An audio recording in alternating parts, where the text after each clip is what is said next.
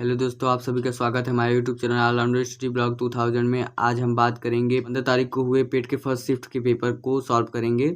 तो उसका आंसर क्या होगा उसे चलिए हम अब जानते हैं। तो हमारा जो पहला क्वेश्चन है वो है, निम्नलिखित में से कौन सी गैस ग्लोबल वार्मिंग के लिए जिम्मेदार है। तो इसका आंसर होगा green house gas. Green house gas जो है वो ग्लोबल वार्मिंग के लिए जिम्मेदार होती है। तो हमारा जो नेक्स्ट क्वेश्चन वो है, निमोनिया मानव शरीर के निम्नलिखित में से किस अंग को प्रभावित करता है। तो निमोनिया जो है हमारे फेफड़े को प्रभावित करता है।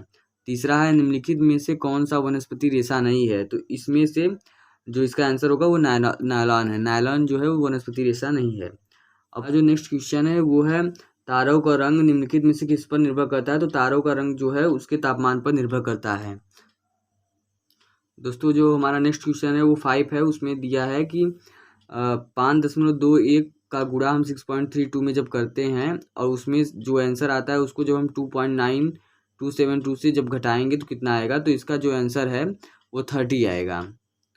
और छठवां जो है, छठवें का दिया है कि 0.05 का होल स्क्वायर प्लस 0.41 का होल स्क्वायर प्लस 0.073 का होल स्क्वायर डिवाइड बाई 0.005 का होल स्क्वायर प्लस 0.0041 का होल स्क्वायर प्लस 0.0073 का होल स्क्वायर। तो इसका जो आंसर है वो होगा 100 आएगा। जब इसको हम सॉल्व करेंगे, इसका इसमें सबका स्क्वायर करने के बाद जब ऐड करेंगे और नीचे वाले को सबका स्क्वायर करने के बाद जब हम ऐड करेंगे तो इसका आंसर डिवाइड करने के बाद आएगा 100। तो इसका सही जवाब होगा छठवें का 100 बी। हमारा जो 7वां क्वेश्चन है वो है, 40% लोग समाचार पत्र यक्स पढ़ते हैं और 50% व्यक्ति समाचार पत्र वाई पढ़ते हैं। 10% व्यक्ति दोनों समाचार पत्र पढ़ते हैं। कितने व्यक्ति दोनों में से कोई समाचार पत्र नहीं पढ़ते। तो इसका आंसर जो है इसका आंसर होगा ऑप्शन बी 20%। नेक्स्ट क्वेश्चन है वो 8वां है, जिसमें जो क्वेश्चन हमारा जो नेक्स्ट क्वेश्चन है वो है, 5 परिणामों का औसत 46 है और पहले 4 का 45 है। पांचवा परिणाम क्या होगा। तो पांचवा परिणाम जो है वो 50 होगा। इसका 8वें का डी होगा।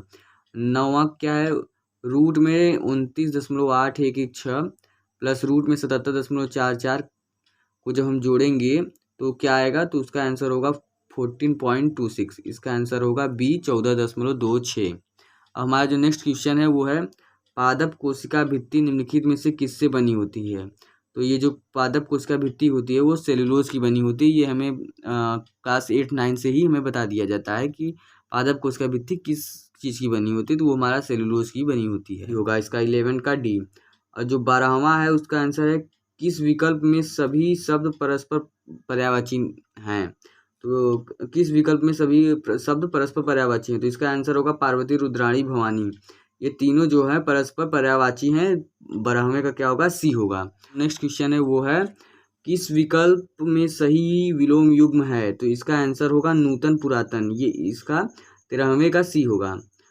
और 14वां जो है, ख्याली पुलाव पकाना मुहावरे का अर्थ क्या होगा। तो 14वें का बी होगा, असंभव बातों की कल्पना करना। जो हमारा क्वेश्चन नंबर 15 है, महर्षि शब्द का सही संधि विच्छेद बताइए। तो इसका होगा डी, महा प्लस ऋषि।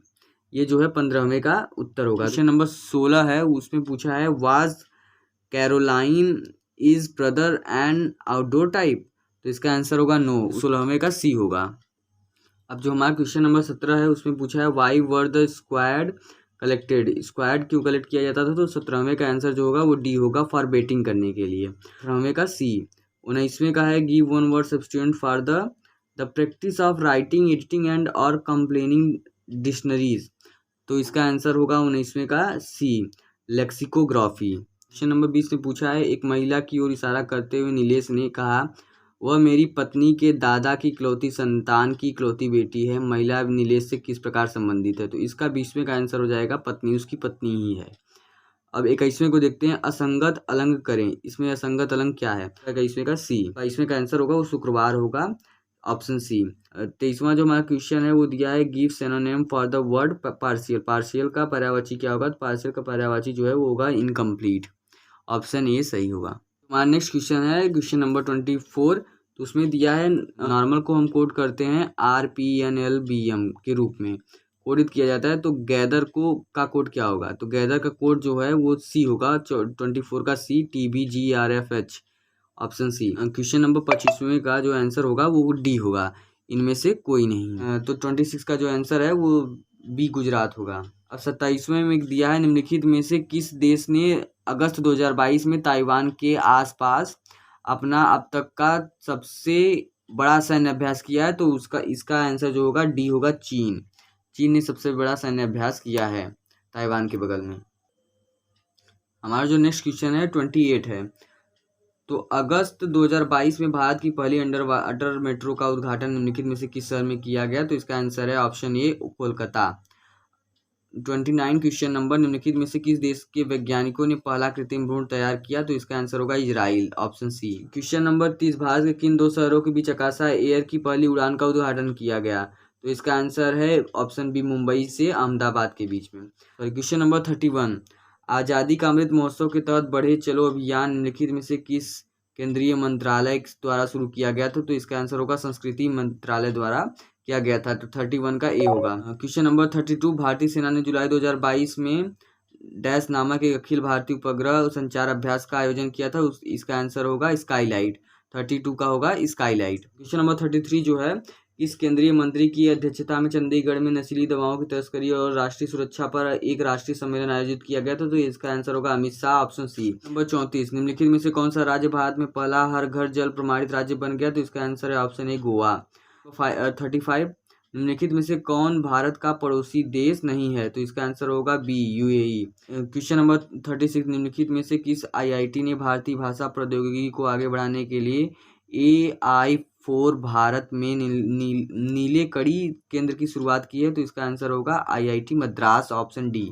नंबर 37, स्वतंत्रता के बाद भाषा के आधार पर बने भारत के पहले राज्य का नाम क्या है? तो इसका आंसर होगा option C, Andhra Pradesh. Question number 38, Lok Sabha में पद धारण करने की न्यूनतम आयु क्या है? तो इसका आंसर होगा ऑप्शन बी, 25। 49, अंतर्राष्ट्रीय जैव विविधता दिवस किस तारीख को मनाया जाता है? तो इसका आंसर होगा ऑप्शन ए, 22 मई। क्वेश्चन नंबर 40, निम्नलिखित में कौन सा विश्व का सबसे बड़ा नदी द्वीप है? तो इसका आंसर होगा माजुली द्वीप, ऑप्शन डी सही होगा। 41, निम्नलिखित में से हंगरी की राष्ट्रीय मुद्रा क्या है? तो इसका आंसर होगा option C, Hungarian फोरेट।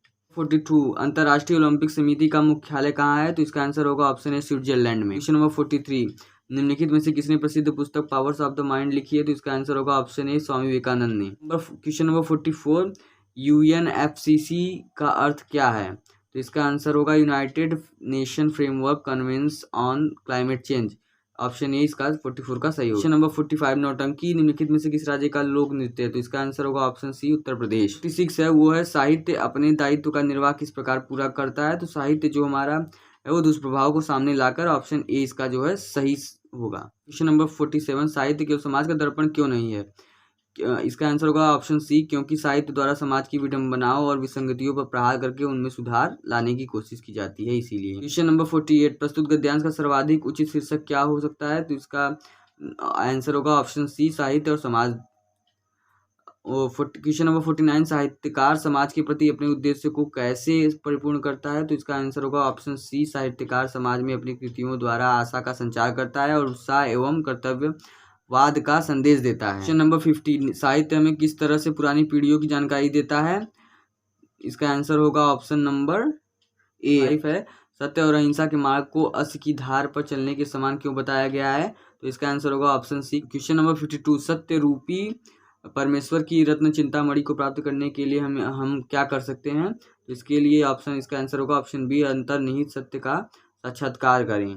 Question number 53, आज गद्यांश में चिरस्थायी शब्द का कौन सा विलोम शब्द प्रयुक्त हुआ है? तो इसका आंसर होगा क्षणभंगुर, ऑप्शन नंबर डी इसका आंसर होगा। 54, सत्य की तलाश कैसे की जानी चाहिए? तो इसका आंसर होगा ऑप्शन नंबर 55, जिज्ञासु को सत्य व अहिंसा के पथ पर चलते समय संकटों का सामना कैसे करना चाहिए? तो इसका आंसर होगा ऑप्शन नंबर 56 है, दी गई अवधि के दौरान कंपनी द्वारा भुगतान की गई बोनस की कुल राशि इस अवधि के दौरान भुगतान की गई वेतन की कुल राशि का लगभग कितना प्रतिशत है? तो इसको जब हम सॉल्व करेंगे तो इसका आंसर आ जाएगा ऑप्शन बी, 0.6%। क्वेश्चन नंबर 57, 2011 में इन सभी मदों पर कुल व्यय 2015 में कुल व्यय का लगभग कितना प्रतिशत है? तो जो हम इसे सॉल्व करेंगे तो इसका आंसर हो जाएगा क्या, 68.33% आएगा, ऑप्शन ए सही होगा। क्वेश्चन नंबर 58, इस अवधि के दौरान कंपनी को प्रतिवर्ष ब्याज की औसत राशि कितनी चुकानी पड़ेगी? तो इसका आंसर होगा 26.66 लाख 26.66 लाख ऑप्शन सी जो है सही हो। क्वेश्चन नंबर 59, सभी वर्षों के लिए करों पर कुल व्यय और सभी वर्षों के लिए ईंधन और परिवहन पर कुल व्यय के बीच का अनुपात क्रमशः लगभग कितना हो जाएगा? इसका आंसर होगा 109:151। ऑप्शन सी इसका होगा सही। अब क्वेश्चन नंबर 60 जो है उसको देखते हैं। तो वर्ष 2013 के दौरान इन मदों पर कंपनी का कुल व्यय कितना है? तो इसका जब हम निकालेंगे तो आएगा 738.44 लाख, 738.44 लाख। ऑप्शन बी सही होगा। क्वेश्चन नंबर 61 का जो आंसर होगा वो होगा बी, 0 घंटा। 62 का आंसर जो होगा वो होगा 56:99। ऑप्शन बी सही होगा। 63, 10 दिनों के दौरान आल्टो और टियोगो की औसत गति का अनुपात क्या था? तो इसका आंसर होगा ऑप्शन डी, 25:36। क्वेश्चन नंबर 64, 10 दिनों के दौरान टियोगो और मिनी द्वारा तय की गई कुल दूरी का अनुपात कितना था? तो इसका होगा ऑप्शन सी, 18:25। 65 का जो आंसर है वो डी होगा, 61 किलोमीटर प्रति घंटा। नंबर 66, 2003 के दौरान कंपनी में कार्यरत कर्मचारियों की संख्या थी 5300। ऑप्शन बी सही होगा। 67, 2002 से 2003 तक कर्मचारियों की संख्या में लगभग कितने प्रतिशत की वृद्धि या कमी हुई?